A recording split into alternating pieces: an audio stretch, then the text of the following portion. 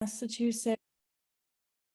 And then I studied a lot with Jade, a little bit with Jade for about maybe 9 months, where I learned from her, Jade Alessandro Mace, how to make medicine, like growing or wildcrafting or foraging and turning what you harvest into a tincture or tea or elixirs. So what I do is I like to work with the local plants as much as possible.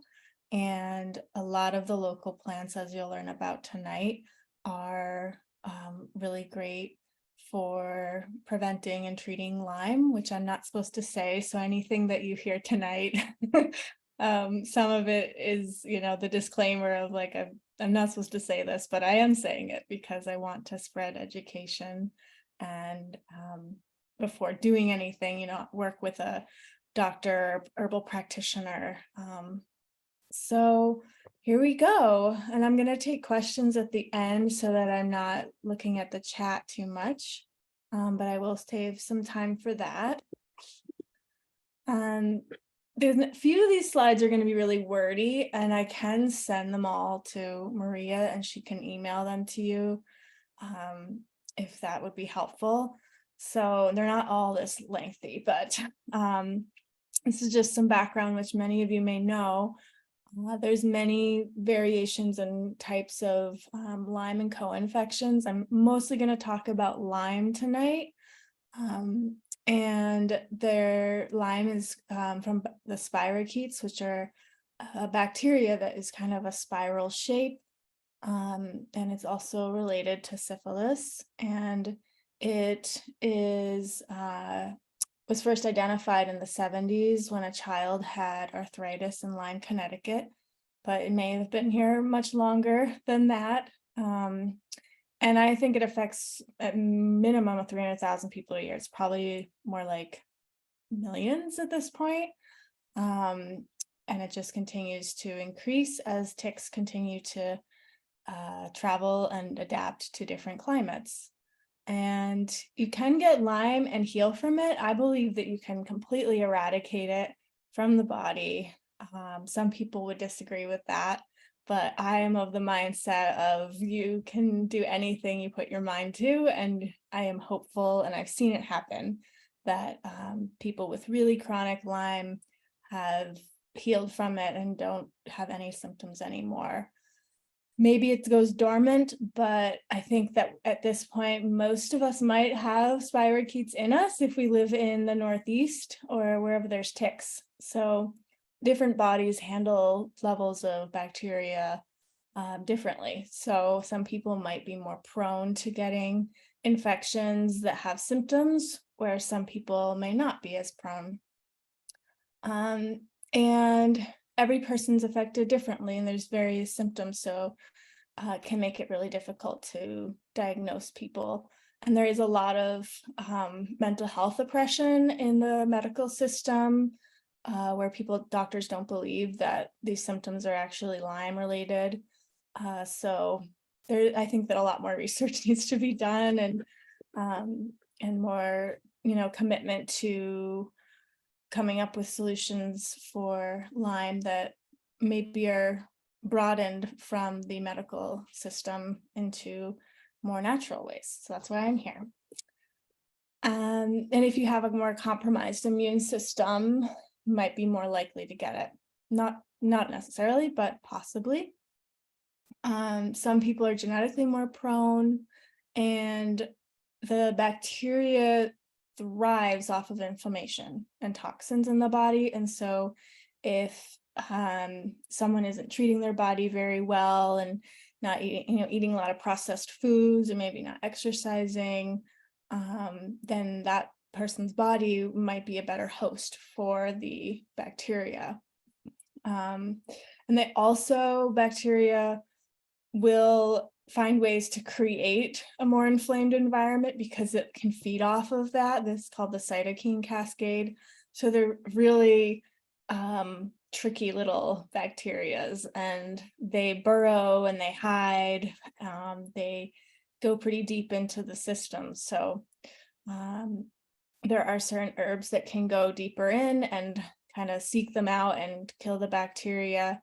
And some antibiotics actually drive the bacteria like further into the system. They can, not always, especially for chronic Lyme. So I like working with herbs that go deeper into the body to kind of pull out and kill the bacteria.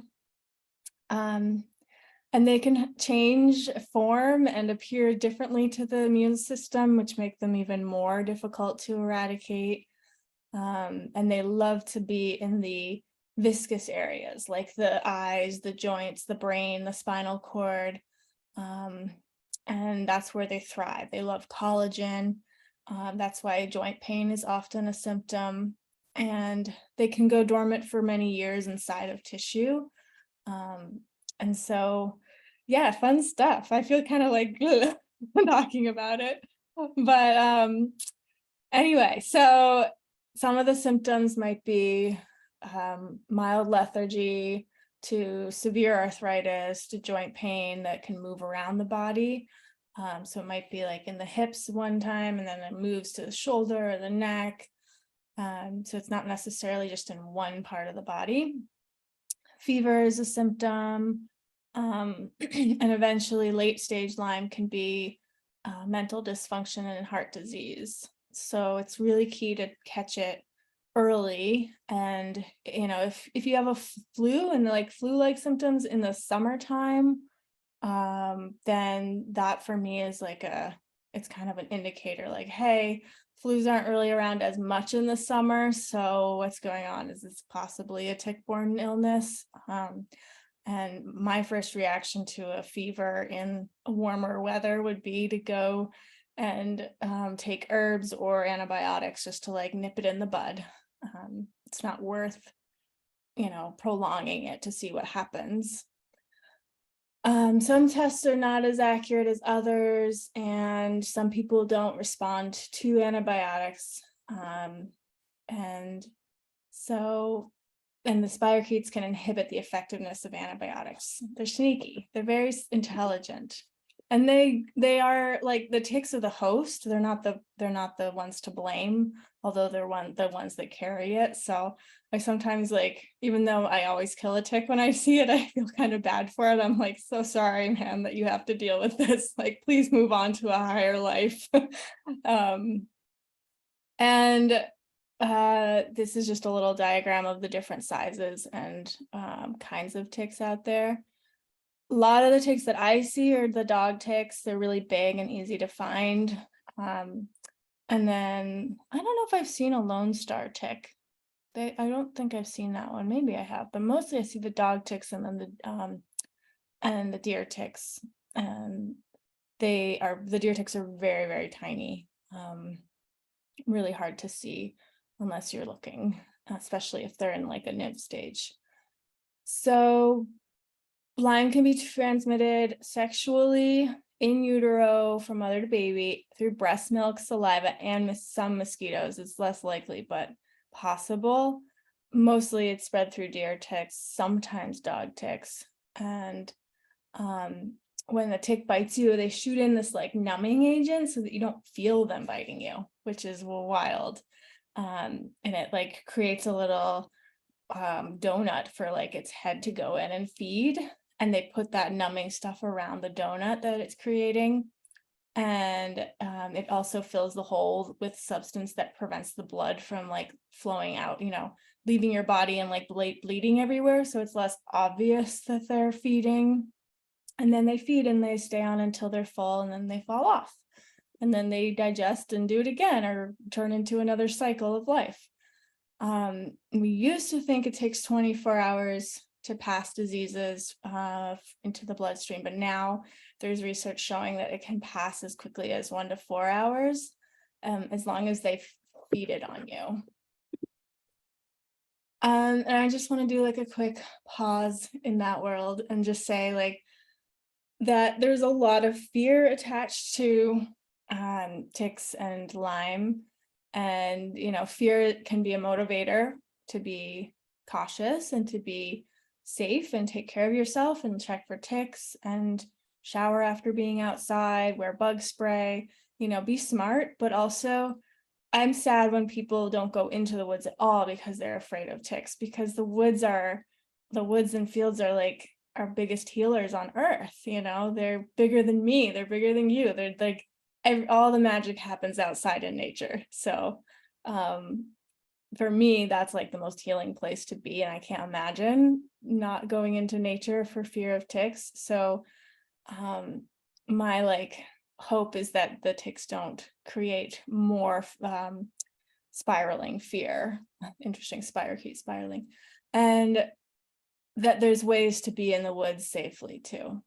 um all right, so how to be in the woods safely or out hiking and being in nature. I don't like, this is, I live in New England in Massachusetts, so these are just the things that I know out here. I don't know about different ticks in different parts of the world or parts of the country, but what can we do? We can always check our bodies for ticks and shower after being outside and have someone else look if you can't see certain places, and get a mirror, and you can tuck your pant legs in. I think most of us know these basic things, but I like cedar side. It's a natural bug spray that comes in a really big jug, and it has a refill bottle too. And it's just cedarwood oil, and it smells pretty nice. It doesn't have chemicals in it. And you can even buy them that like have a outdoor perimeter spray if you have a deck outside, or a yard that you want to like kind of do a perimeter spray around if you're going to be out there, or if you're having guests or a party, you can kind of just spray around the table, like under the table and stuff, to keep bugs and ticks away. And that you can find, I think online is where I found it. I've not seen it in like a hardware store, I don't think, or grocery stores or anything, but definitely can find it online. And I make a Lyme prevention tincture that has immune boosting herbs and antimicrobial herbs that go after the spirochetes. So you would take that if you're going to be out hiking, or if you're going to be out camping or doing a backpacking trip where you're going to be outside for long periods of time. You can take that up to 3 times a day, every day. And it just, I find if when I'm taking it, I actually find fewer ticks on me, because the herbs go into our bloodstreams and the ticks can smell and know which like host they want to feed on. And they don't like garlic, and they don't like Japanese knotweed and cat's claw and certain herbs that they're kind of like repelled by. So I don't really know, like I've never done a research in any way, like with anyone else around, does this, repel ticks in any way? But I do buy a similar formula from a different herbal company that works with pets, and I give it to my dog. And when she's taking the Lyme, or what, it's like a tick, it's like a tick formula of some sort that like is supposed to kind of repel them, and she ingests it, and I find way fewer ticks on her. So I think it does do something. And it's safe to take every day. It's a pretty like low dose of antibacterial herbs, so it really won't, it shouldn't aggravate your stomach to take them every day. Whereas the Lyme support tincture that I make has more what I call heavy hitters. They're just stronger antibacterial herbs that are designed to go after the spirochete. So we'll get more into that a little bit later. And then there's this tea that is called cistus tea or rock rose tea that some people will drink every day, and it kind of tastes like oregano, but it's a little more bitter. And I don't think it grows locally here. I haven't seen it, but I have found it from a company in Poland, and they send it to me and I give it to clients, and it's pretty good stuff. And it's supposed to really boost your immune system. And raw garlic, some people swear by it. Okay. Oh, and then the others, well, we'll get into that. There's a test for if you do get bit by a tick and you save the tick. You can don't put tape on it, but just put it in a plastic bag and save it and send it to this lab. Yeah, I think here it is, the Tick Check lab. So you can mail it to them in a little like plastic bag in an envelope, and they will test the tick when they receive it for Lyme and co-infections. You can add on more tests to it and see like additional diseases that the tick could carry. And then they get back to you, like, I think it was quick, like I probably mailed it out, it arrived in a couple of days, and I heard back from them within like definitely within a week. Like it was really fast. It did cost $50 to do the test, and I do think that some towns offer it. There's like some towns that UMass does one, they might do like some free ones. So I'm not sure exactly what the up to date information on like the cost is, but tickcheck.com, and I think UMass might be the same thing, UMass and TickCheck. But it's pretty cool because then you can know like, what the tick carries, if anything, or have a peace of mind and say, oh, that didn't have any bacteria or Lyme. Great. Like I don't have to take 3 weeks of antibiotic. And so pretty cool resource. And if you don't find a tick but you have symptoms, then like the fever or the rash, like doesn't happen every time, but some people have these symptoms, then it's just wise to call your doctor. That's like my first thing I'll say, is that we have antibiotics for a reason. I am not a complete like, one side of like the spectrum is better than the other. Like we have both medicines. We have traditional, from thousands of years ago, and working with the plants, like that's the oldest medicine that we have in this world. And then we have this like amazing technology and advanced science that is available to most of us if we have insurance, and they can do a prophylactic dose of antibiotics or a 3-week dose just to like make sure that you don't get any tick-borne illnesses. Because I believe that like I've seen people that have late stage Lyme, and like friends and loved ones, and it's just not worth going through that if you can catch it soon. And antibiotics are hard on the gut, and some people can't handle them. And you can also, take herbs if you don't want to do antibiotics.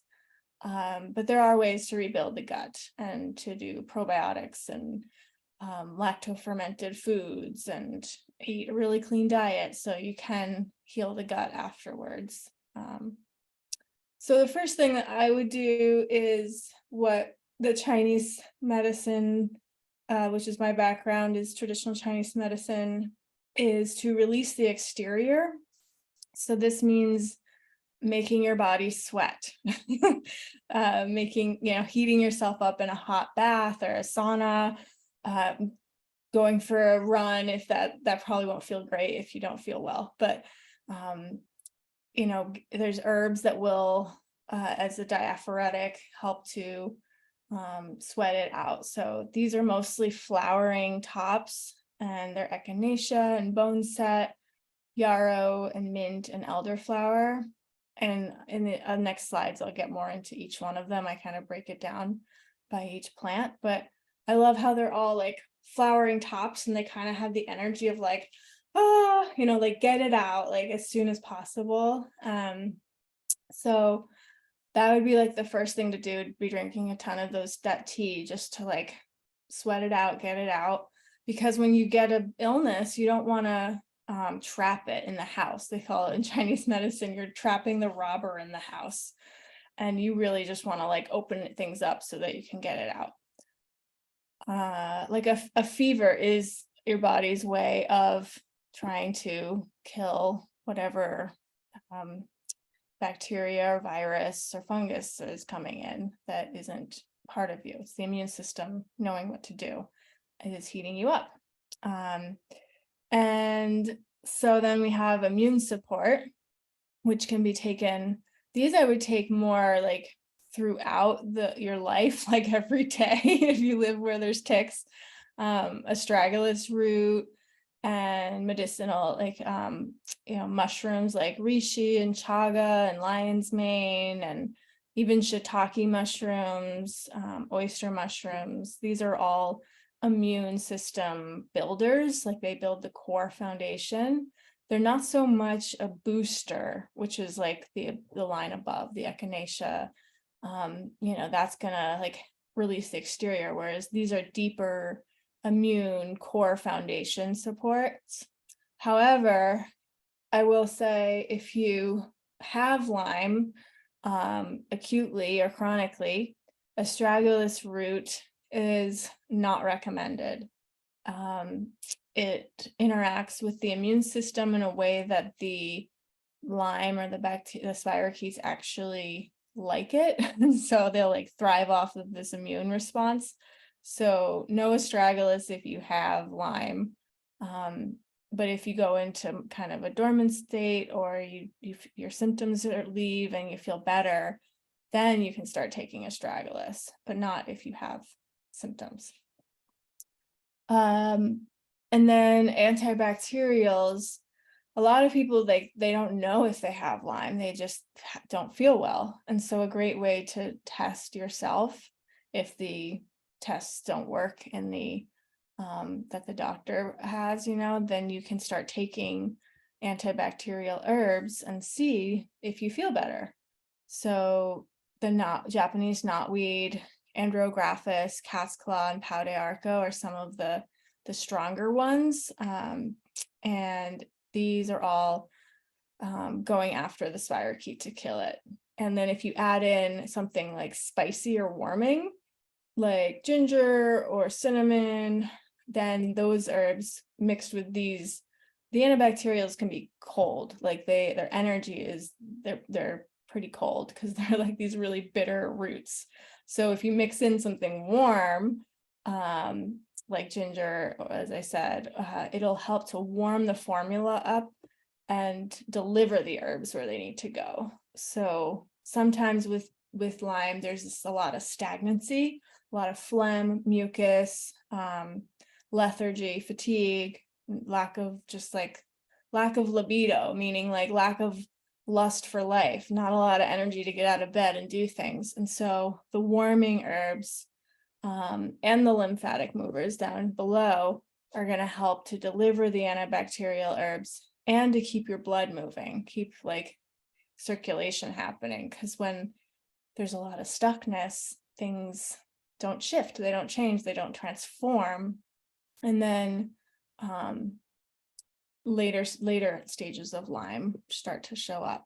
So we'll get to that one. But I'm going to go over some of these herbs in a bit more. These are some of the tests the doctors have. I think IGeneX is probably the most accurate, but I don't believe that insurance covers it. The Western blot TED is less accurate, but I think that some insurance covers it. It's just unfortunate. You think that with all the science we have, there would be better tests, and maybe it's changed in the last year or so since I have written this slideshow. I hope so. So if some of you know like some tests work better than others, I would love to see that in the chat. And then there's muscle testing, which is not a science, of the medical system. It's an intuitive art. It is something that a lot of naturopaths do. Well, maybe not a lot, but some naturopaths do, some herbalists do, and some, clients do it. Like I have a lot of clients who will muscle test each herb in their formula before I make them a formula. And muscle testing is getting out of your own way. It's getting out of your head and into your body and allowing your body to show what it wants. So bypassing this mental thinking brain that wants to control everything. And then the muscle testing is it's the more intuitive truth body. And some people will hold the bottle of herbs in front of them. And, if they move forward towards it, that's a yes, my body wants this. Or if they move away, that's a no. You can do it with food, you can do it with anything, anything. Do you want to go to dinner with that person tomorrow night? Like if your body's like, nah, then that's a no. So it takes a little, it's a muscle, so it takes a little practice. But there's a naturopathic doctor in he's in East Hampton or Florence. His name's Todd Lococo, and he is really excellent for treating Lyme and co-infections and candida and fungal infections, virus. He's just very skilled. He's been practicing for a long time. The first time I saw him, I was 19, and he really helped me. And I still don't even understand like what he did, because he muscle tested me for like a billion things, but he got to the root of the problem. It's nothing any medical test could have picked up, but he figured it out with muscle testing, and I got better. So Todd Lococo, I can write it in the chat later. And then we have the herbs, the plant allies. So I think the herbs are our first ancestors, our longest living ancestors on this earth. If anyone's ever read Braiding Sweetgrass by Robin Wall Kimmerer, the first chapter is about Sky Woman falling down to Turtle Island, and she's carrying seeds in her hand, and she plants them on Turtle Island on the back of the turtle, and then grows herbs and food. And that's like the first connection that she has with the earth. So it's a very sweet book. It's very powerful, a lot of good information and stories. So recommend that one. So I think it's important to work with a practitioner.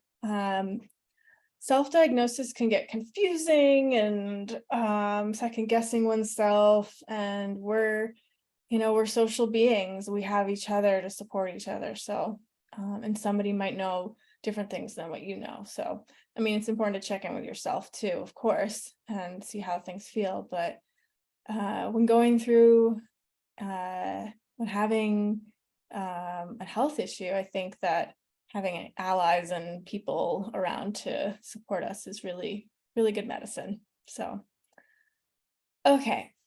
So the herbs I was mentioning before, astragalus, which is this green leafy legume looking plant, and mushrooms, they're all naturally, they're both antiviral, antibacterial, and they're adaptogens. So adaptogens really strengthen our nervous systems and allow us to be a little less reactive to stress coming in, and so it's like a buffer. It's a buffer for stress, and they feed the nervous system and they modulate the immune system.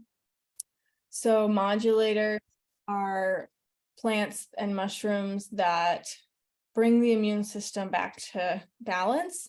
If it's hyperactive or hypoactive, underactive, it brings it to the middle. So really great for autoimmune issues, chronic illness, and they kind of keep us back to center. And you can do capsules or powders or tinctures.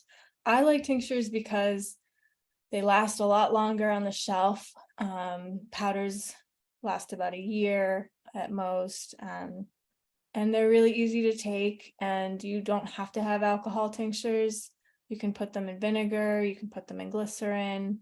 They won't last quite as long if they're not in alcohol, but they also are just like easy to take with you if you're traveling, or you can set them next to your bed. You can bring them in your bag. They're small little bottles in like an amber bottle with a dropper.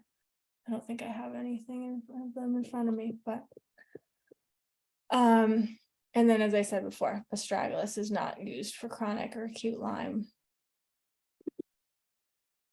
Okay, then we've got our diaphoretics. And like where to get these mushrooms. I would, if you know how to forage or that's your thing, great, but mostly work with like a mushroom forager or an herbalist or somebody that knows the mushrooms and can identify them correctly. And then the astragalus, I've tried growing it here. I have like little baby plants that are like so small in my garden, and they take 3 years to mature. So you harvest the root of the third-year plant. And every year I'm like, did they come back? And I'm hoping this is the year, because most years they don't come back or they get overgrown with weeds and I forget that they're there. So this year I'm gonna monitor them a little more, or you can buy astragalus in the in the like co-ops or supplement stores, or Mountain Rose Herbs has astragalus root, and it's a sweet root. It doesn't taste bad. It's actually quite nice. You can cook rice in it. Like that would be another way to take it instead of a tincture. You could do a tea or rice, like put the root in with your in your rice cooker or your pot, and just strain, take the roots out afterwards because they're pretty tough. So then you're like infusing your rice with good immune balancing herbs. Okay. So these herbs, the immune boost mast T cell response, are like, they're the echinaceas, the yarrow, the bone set, the elderflower. Mint is it is the diaphoretic, and this would be a great tea. It would be delicious. The yarrow might be a little bitter, but if you put mint in there, it'll make it taste better. And if you drink this tea hot, then it will raise your body temperature. So if you have a fever and you want to break the fever and like sweat it out, and burn off whatever is coming in, then you would drink a hot tea. If you feel like your fever is lasting way too long, you really just need some relief and you don't want to have it anymore, then make the tea, but then cool it or put ice in it and bring it back down to cold temperature, and it can reduce the fever. And these plants, you can get them from your local herbalist, or the co-ops have most of these in the bulk section. And tea bags, like, I think tea bags, they taste great, and sometimes, yeah, they're a little medicinal, but when I make a tea, it's strong. Like, this is a medicinal tea. It's not just like a sippy, delicious tasting thing. It's gonna taste a little bitter, and it's gonna be medicine. So it is a little different than a tea bag. So I think loose leaf, buying the herbs like loose leaf, or fresh would be like the best if you can. But if you can't, then loose leaf.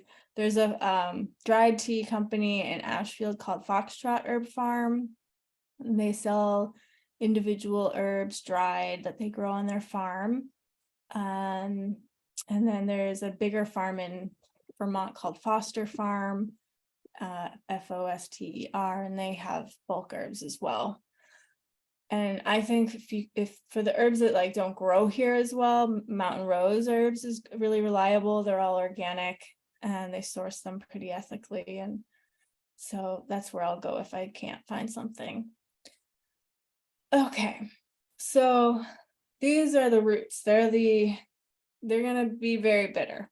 They're not gonna taste great, especially the andrographis and the barberry and the knotweed. Yeah, the cat's claw. They're all gonna taste really bitter, and in a tea would be tough for me to drink. Like, acrid, hurt your throat a little bit with that, like, that feeling when you drink something acrid. It's just gonna be tough. Some people don't mind it, but I prefer them in a tincture because you only take like, a teaspoon at a time, and you can dilute it in a little water, and just like swish it back. So Japanese knotweed, which is on the right in the slide, is a very opportunistic plant. I mean, like invasive, I call them opportunistic, but these plants are everywhere, all along the rivers. No one could eradicate them. I hope they don't eradicate them, because that would require so many pesticides, so many herbicides that we don't want in our rivers. But it showed up around the time that Lyme showed up, and it happens to be a treatment for Lyme. And it is an anti-spirochetal. It'll like kill specifically the spirochetes. If you see that orangey kind of yellow color in the root, that is the berberine, and berberine is an antibacterial. So it also is in barberry root too. It has berberine. And these would be safe to take for like a few weeks to a month on a really large dose. And then you might want to take a little break and give your digestive system a pause, because even though they're herbs, they are also strong and they are antimicrobial. So if you take a high enough dose for long enough, it could deplete your beneficial bacteria. That said, it wouldn't be it wouldn't do it the same way like antibiotics might, because these are whole plants. They're designed by nature. Like, we don't have anything to do with that. Like, they're very intelligent beings. They have been designed like and created in ways to work with our bodies as whole plants, not like extracting constituents, which is what pharmaceuticals are. And so they're generally like mostly pretty safe. Every herb is different, and you want to work with somebody who knows, dosage and amount. Like, some herbs, you only put 1 drop in an entire formula, and other herbs you could put the whole bottle would be that 1 herb. So every herb is a different dose. And when you work with somebody that knows herbs, then they can make a blend that is formulated specifically for you. The other local hero is barberry root, another invasive opportunistic plant that grows along everywhere. It's got these little red berries. I think it's in the next slide. Nope, it's in one of these, this one. It grows along fields, along rivers, and it's really tough to harvest because it's actually very thorny, and it's prickly, and like you have to wear gloves and pants and long sleeves to dig the root up. And the cool thing about these is, like, you always want to, of course, thank the plant and offer it something when harvesting it, because it's making medicine for you. Like, you're having an exchange of energy. However, like, you could not eradicate this plant. It's everywhere. It's a great edge for farmers, because it well, farmers don't really like it because it's thorny, but it grows along the edges of farms, and I don't think the cows will eat it. Maybe a goat, but it kind of has like an edge or a border around a farm field. And it's the root again that's used. It's an alternative to golden seal, which is a really over-harvested, almost, I think, pretty much, yeah, it's like very endangered, over-harvested plant. So this has the same constituent, berberine, as golden seal, which is not endangered. I mean, which barberry is not endangered. And it has all these amazing uses. So really cool. I would tincture it because it is very bitter. And you can also use the bark and the fruits. You all have seen this before, I'm sure you have. It's everywhere. I wonder if I can go back. Yes, okay. And then there's teasel, which is more for arthritis and joint pain. And in my first year growing it, an apprentice of mine gave me like 6 plants, and it was very small for the first year. It's a perennial. And then this year, it was like 12 feet tall, spiky. Like, the thing looked like powerful, I will say. It was just like, the bees love it. It's every day another little ring of purple flowers opens up, and it kind of looks like a thistle. Everybody in my garden thinks it's a thistle, but it's teasel, and it hasn't really become naturalized in Massachusetts, as far as I can tell. But in New York State, I forgot about this. I was driving to Cleveland a few weeks ago, and I was like, every highway was just lined with teasel, and it had just flowered, so it was kind of brown and didn't look super like purple and lovely, but I was like, what is that? And I realized like teasel just lining the interstates. It was like in the back of one of the hotels that I stayed at, and I was the weird like plant lady going in like the backyard of this like abandoned lot behind a hotel, like, whoa, like look at the teasel, And I wouldn't probably harvest it there or like along a highway, of course, but this root is very medicinal for Lyme arthritis. And again, kind of an invasive. It's growing everywhere in New York and probably going to spread this way, especially if people like me keep planting it. But before I planted it, I ordered the fresh root from a farm in New York called Healing Spirits. And they are two lovely people. And they have been growing herbs for like 30 years on an old cow dairy farm. Their names are Andrea and Matthias, and they're in Avoca, New York, and they make amazing herbal formulas and teas, and they have a mushroom powder, and I love them. Like if you needed mushroom powders that were gluten-free and grown right, like I trust them more than things I would find like on a shelf in a store, because I've been there. I know how they grow the plants and harvest them. They're just very beautiful people. So they taught me about teasel, and now it's in my apothecary and garden. I'll be harvesting it soon because it just died and fell backwards, and I think it's ready to harvest. All right, so I don't think I have a slide for Andrographis because I'm not super familiar with Andrographis as a plant because it doesn't grow here. But this one, if you had a tick bite, like you can take it internally, but you can also put the Andrographis tincture right on the tick bite and then put some clay, like bentonite clay, or make a paste with bentonite clay and Andrographis tincture. Put that right on a bite and it will cool the burn, the itch, and it will pull out the bacteria. The clay is going to be pulling. So I always have a bottle of that around during the tick season, just to be able to make one of those like clay poultices in a way. Super bitter. I think if I drank too much, it might make me vomit because it's just so bitter. Like you wouldn't want to drink an entire quart jar of Andrographis tea. But very powerful, will do what you need it to do. And another one that doesn't grow here is cat's claw, which is an antibacterial from the Amazon. And it is this beautiful plant. It's a vine, but these like actual looks like cat's claws growing on it, like thorny little seeds.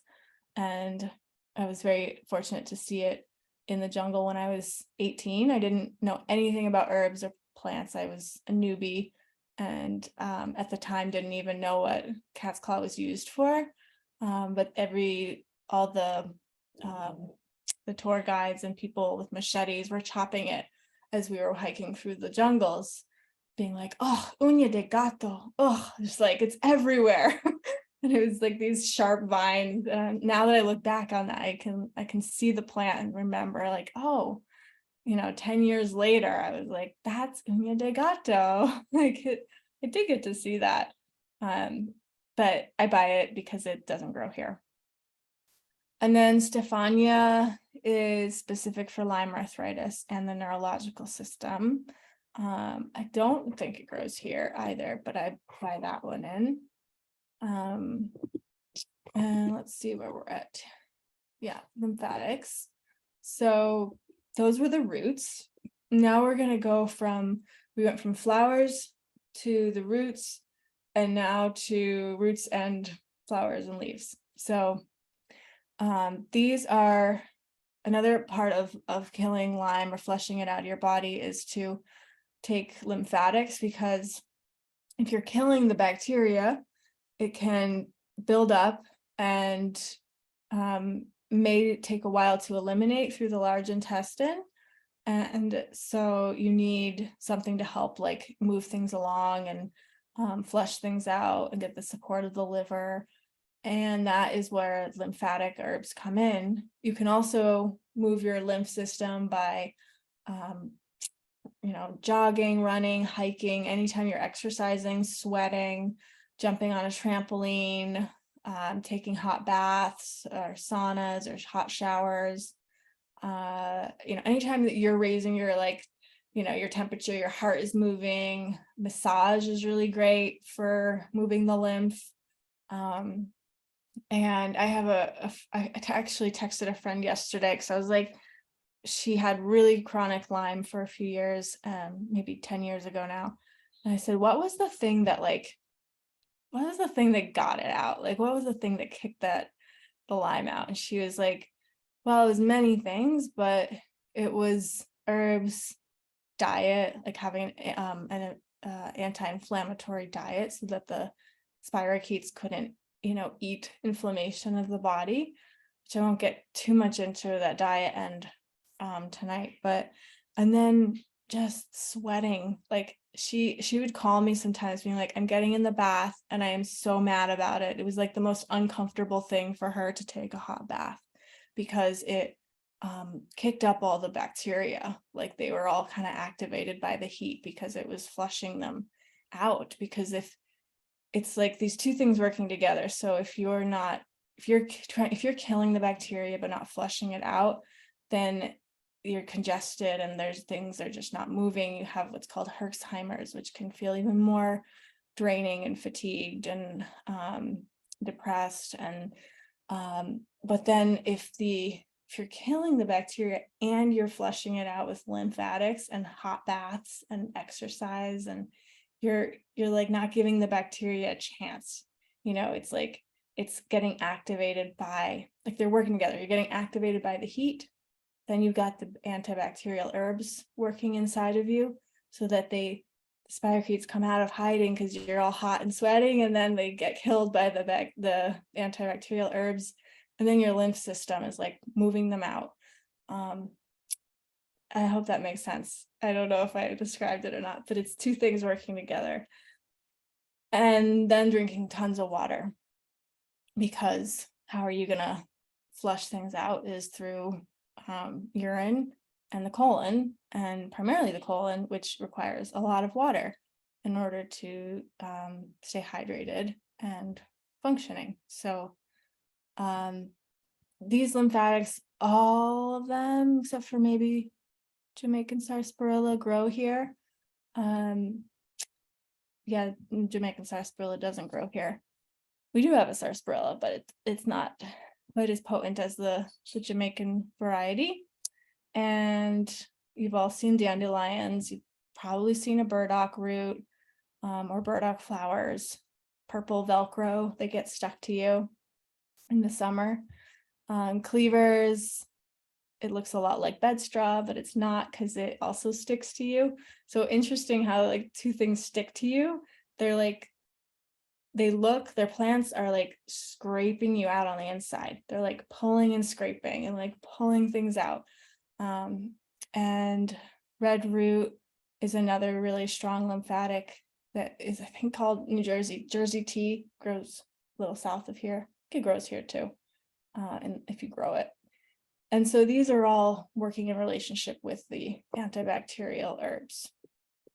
I don't know if you can do one without the other, because having them supporting each other. So, all right, we've got a few more minutes, and this is my protocol for preventing Lyme, and it's mostly what we talked about, strengthening your body from the core with mushrooms, immune modulators, and adaptogens. And like you've got your core foundation immune system. It's like it's deep inside of you. It's like the concrete under your house.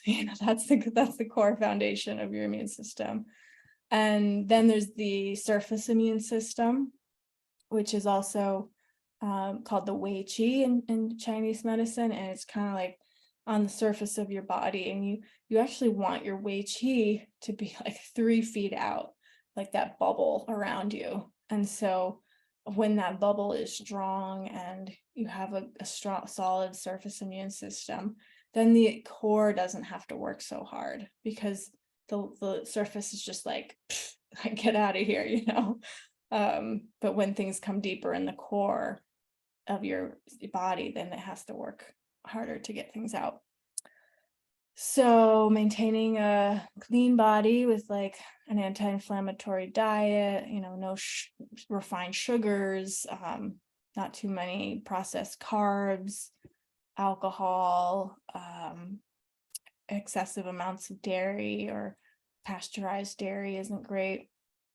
We won't get it too much into diet right now, but look up anti-inflammatory diet, and drinking lots of water, exercising regularly.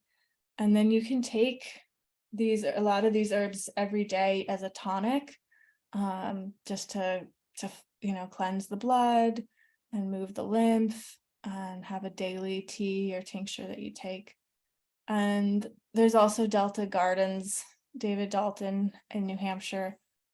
He has a flower essence company that is a lot of people have success with for preventing and treating Lyme.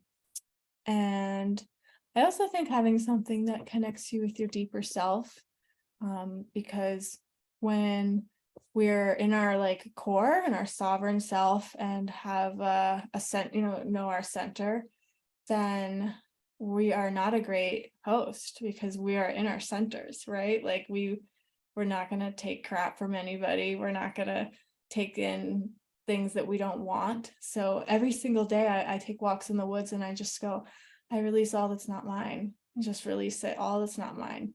And like, I just imagine that there's just like this protective barrier around me, creating a solid core. Because if I'm in my center, no one else can be in my center, because that's me, right? Like I'm in there. So fungus, bacteria, viruses, these are all external coming in. And so if we are like, strengthen our core systems, then I believe like that they aren't less likely to come in. But everyone's different. Like we're all born, we're like all of us have different constitutions. So as my teacher Chris Morano would say, we're dealt different cards, like dealt different decks of cards when we're born. And genetics and how we were raised and what we were raised on, all these things impact our bodies. This is the rock rose tea, cistus tea. And then this is a more lengthy protocol for treating Lyme. And you obviously want to like work with somebody to do this. You also want to, if things don't feel right to you, stop taking them, because you are you're in your core. You get to decide what works and what doesn't work for you. And it's that combination of like antibacterial, lymph moving, keeping the body warm. So especially this time of year, like we're entering into fall, and winter is coming, and so the temperatures are cooling, and we want to stay warm, keeping our back of our necks warm with a scarf, our kidneys warm with tucking our shirts in and lots of layers, and then drinking like a chai tea with warming herbs, carminatives like orange peel and ginger and cinnamon. These are all like moving the blood, keeping the circulation moving. It's easier, I think, that like bacteria, like the spirochetes thrive when we're like damp, and damp being like there's congestion, there's stagnancy, there's lack of flow of blood, lack of movement. And so moving things at your own pace is going to keep things flowing. And then these are the different stages, which on the right is like the more Western stages. And then on the left, these four are what I learned from Brendan Kelly, who came to the Lyme Disease Resource Center with me like maybe 6 or 7 years ago. And he talks about the different stages of Lyme, which I don't know if I have much time for because it's 8 o'clock, but I'll briefly say like heat is fever, rash, that redness.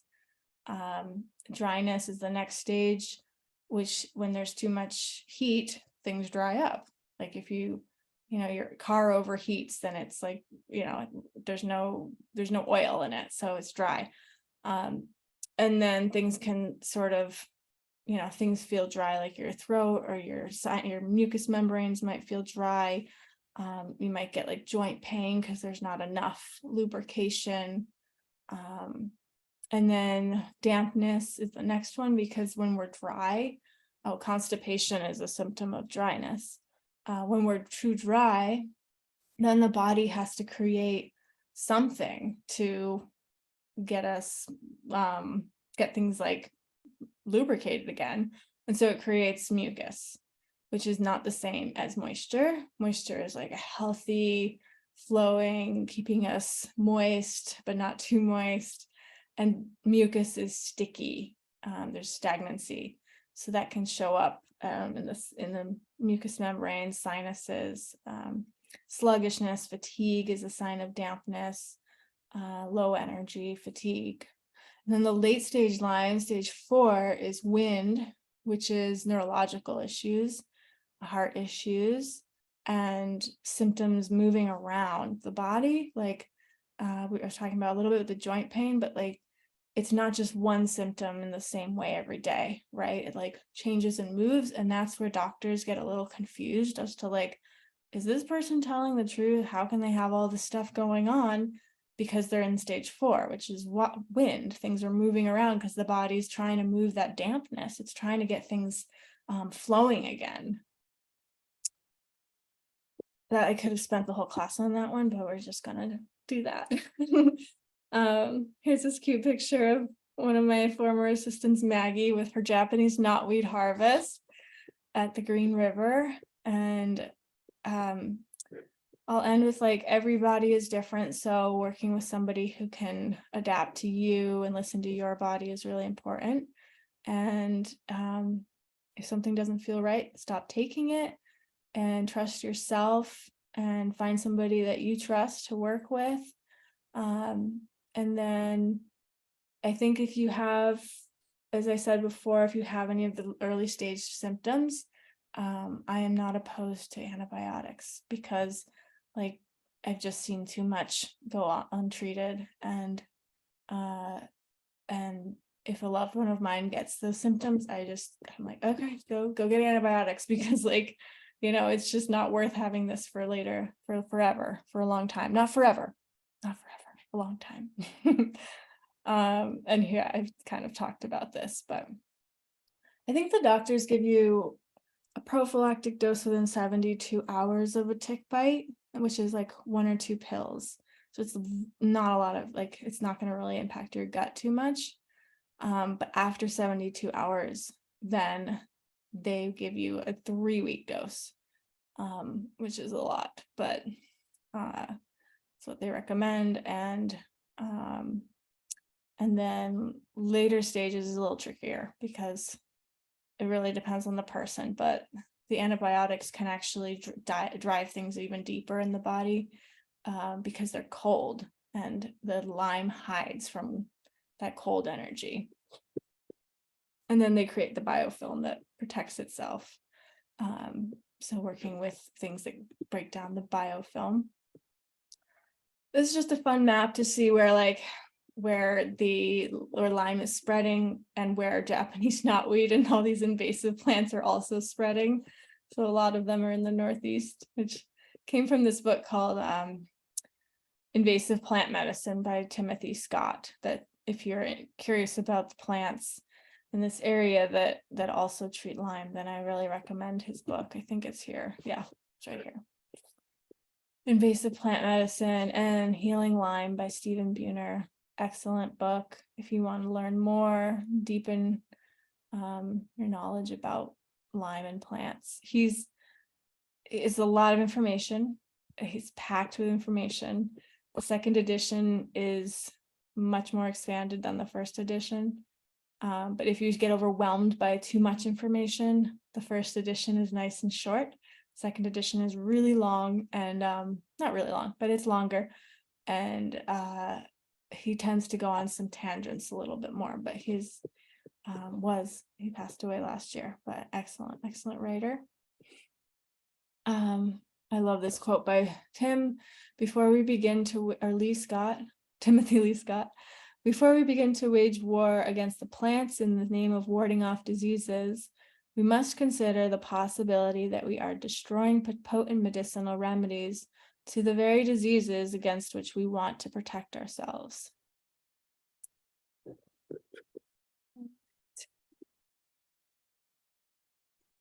I'm not going to show this one because it's very long, but it's all the information about the magic of Japanese knotweed.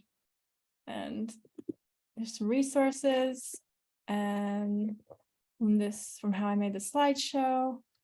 And then that's it. Yeah. Thank you all. And if you want to order anything online, I'm giving free shipping with this code Lyme resource. And I hope that this was informative, and now I'll take some questions. Thank you, Hannah. I'm going to stop the recording. Really appreciate everything that you've shared. And if everyone will wait just a moment.